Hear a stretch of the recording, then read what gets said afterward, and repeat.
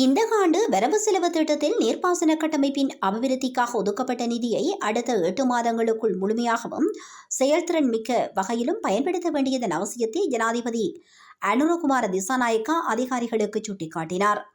நாட்டின் நீர்ப்பாசனத்துறையின் வளர்ச்சிக்கு எடுக்க வேண்டிய அடுத்த கட்ட நடவடிக்கைகள் மற்றும் இந்த ஆண்டு வரவு செலவு திட்டத்தில் நீர்ப்பாசனத்துறைக்கு ஒதுக்கப்பட்ட நிதி ஒதுக்கீடுகளை பயன்படுத்துவது குறித்து இன்று ஜனாதிபதி அலுவலகத்தில் நடைபெற்ற கலந்துரையாடலின் போதே ஜனாதிபதி இவ்வாறு தெரிவித்தார்.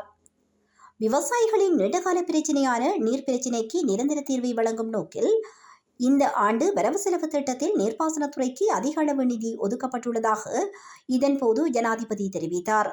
அந்த நிதியை குறித்த திட்டங்களுக்கு செயல்திறன் மிக்க வகையில் பயன்படுத்துவதன் மூலம் இந்த ஆண்டு எதிர்பார்க்கப்படும் பொருளாதார வளர்ச்சி இலக்கான 3% தொடக்கம் 4% எளிதாக அடைய முடியும் என்பதால் குறித்த திட்டங்களை மிக நுணுக்கமாக ஆய்வு செய்து அதற்காக ஒதுக்கப்பட்டுள்ள நிதியை செயல்திறன் மிக்க வகையில் பயன்படுத்துவது குறித்து இதன்போது கலந்துரையாடப்பட்டது.